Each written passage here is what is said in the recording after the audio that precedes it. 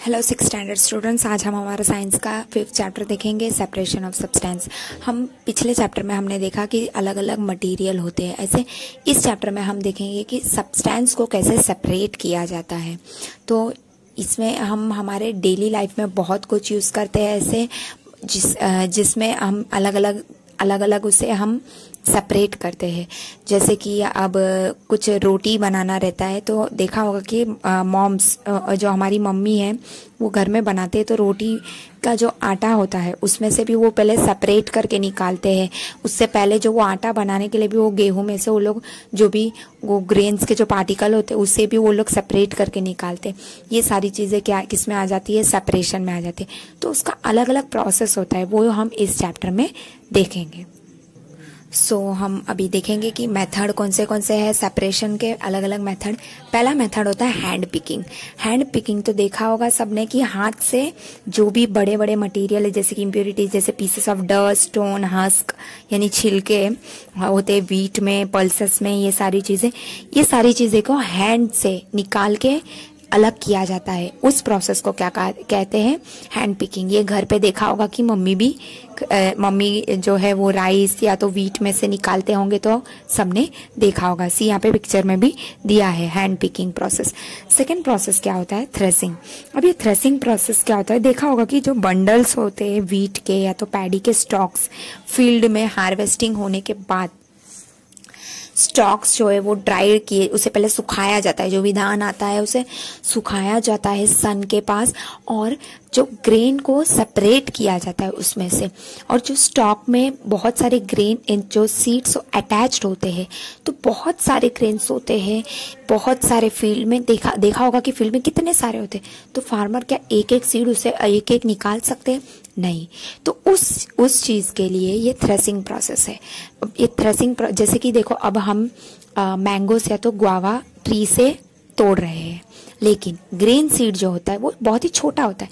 Mango बड़ा होता है और गुआवा भी बड़ा है, वो बड़े बड़े होते हैं, लेकिन जो ग्रेन है वो बहुत ही छोटे होते हैं।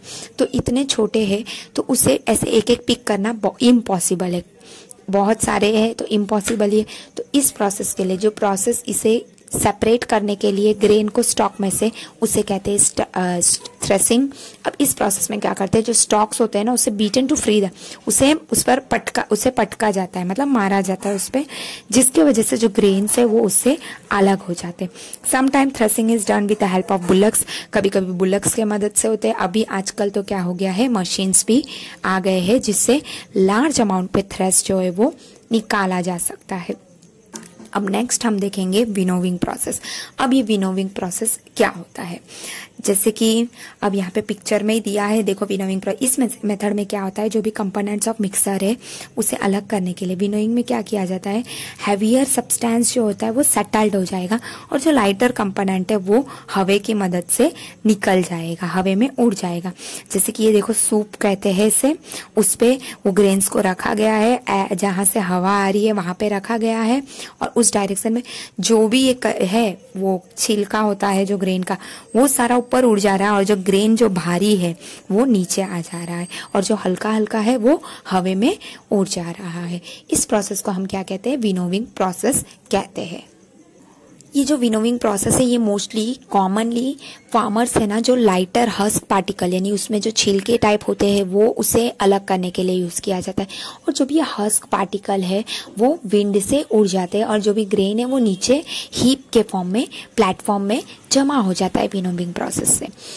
और ये जो भी हस्क है वो उसका अलग अलग यूज करते हैं, उसे भी वेस्ट नहीं होने देते, फूडर के फॉर्म में कैटल्स को यानी गाय को खिला दिए जाते हैं। नेक्स्ट हम देखेंगे सीविंग प्रोसेस। सीविंग प्रोसेस ये भी तुमने घर में देखा होगा। जो भी फ्लोर आता है, फ्लोर यानी आटा मिल से आता है, तो उसमें कुछ ना कुछ तो इम्प्योरिटीज रहते हैं, स्टोन्स, हस्क, और जो भी ग्राइंडिंग के टाइम पे जो भी वो रह गए हैं कुछ भी वो सारी चीजों को बाहर निकालने के लिए ये सीविंग प्रोसेस होता है, जिसे हम इसका एक रहता है, इसके लिए भी एक कोई भी चीजों से बना हुआ एक आता है जाली टाइप रहता है, उससे हम इजीली, ये भी विनोइंग जैसा ही होता है लेकिन सीविंग कहते हैं हम इसे, जैसे विनोइंग थ्रेसिंग विनोइंग के बाद ये होता है।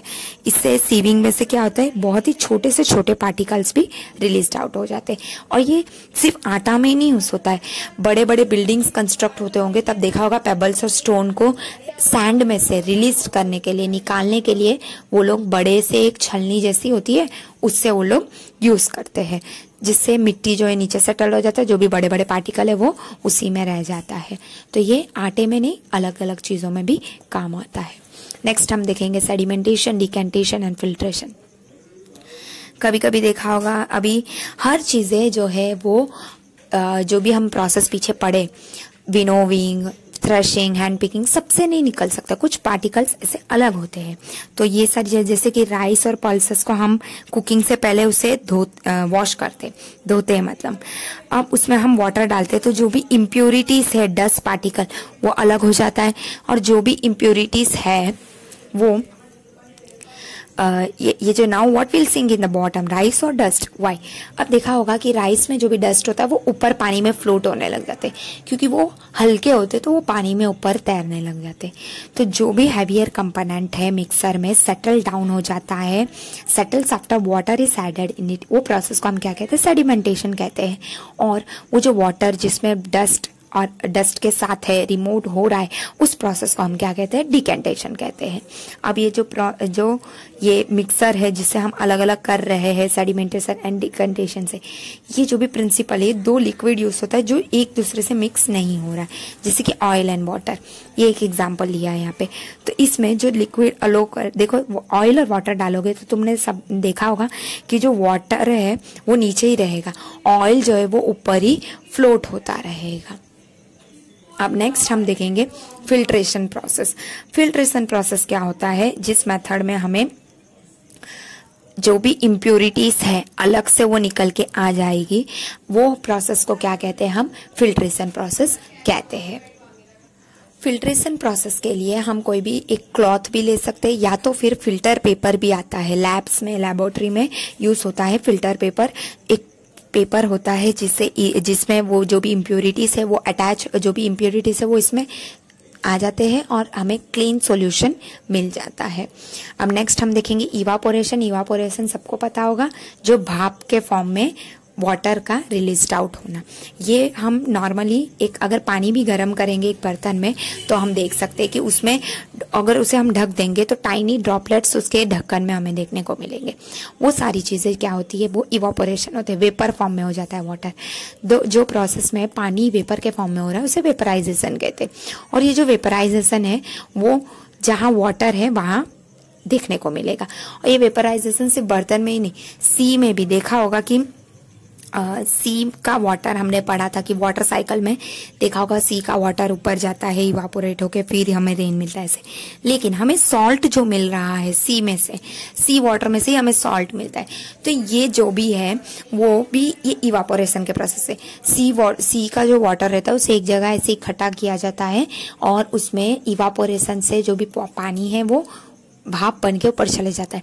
फिर जो सॉल्ट है वो सी वाटर का, वो सिर्फ हमें सेटल डाउन होके मिल जाता है। तो इस प्रोसेस में ये इवापोरेशन के प्रोसेस से ही हमें नमक जो सॉल्ट है वो मिलता है। Use of more than one method of separation. अब हमने अलग अलग टाइप ऑफ सेपरेशन का पढ़ लिया। अब एक अलग अलग मिक्सर का अलग अलग यूज होगा, अलग अलग मेथड, कुछ चीजों का दो तीन मेथड से भी निकल सकता है। अब नेक्स्ट हम देखेंगे कि कंडेंसेशन प्रोसेस क्या होता है। कंडेंसेशन प्रोसेस वो होता है द प्रोसेस जिसमें वाटर वेपर लिक्विड के फॉर्म में होगा, वो होता है condensation. Water vapour into its liquid form को कंडेंसेशन कहा जाता है। अब ये कंडेंसेशन का जो एग्जांपल है यहाँ पे देखो, ये पिक्चर में दिया है, ये जो भाप है उससे देखो ये आइस मेल्ट होके वाटर के फॉर्म में हो रहा है, हीट यहाँ से मिल रहा है उसको, हीट का ये भाप से वो मेल्ट होके यहाँ हमें वाटर के फॉर्म में मिल रहा है। ये है कंडेंसेशन का एग्जाम्पल। अब हम देखेंगे कि कोई भी चीज डिजॉल्व हो रही है क्या। अब देखो यहाँ पे वाटर में, यहाँ पे एग्जांपल दिया है, जो वाटर में ये डिजॉल्व हो रहा है सॉल्ट। अब पानी में अब हम सॉल्ट डालेंगे तो मिक्स करेंगे उससे, तो क्या होगा, डिजॉल्व हो जाएगा। क्या कि थोड़ा थोड़ा हम सॉल्ट डालते जाएंगे तो धीरे धीरे मिक्स वो होते जाएगा। तो कोई भी सब्सटेंस अगर कोई भी मीडियम में मिक्स हो रही है तो वो इसका मतलब क्या है, वो डिजॉल्व हो रही है। सो यहाँ हमारा चैप्टर कंप्लीट हुआ। Thank you.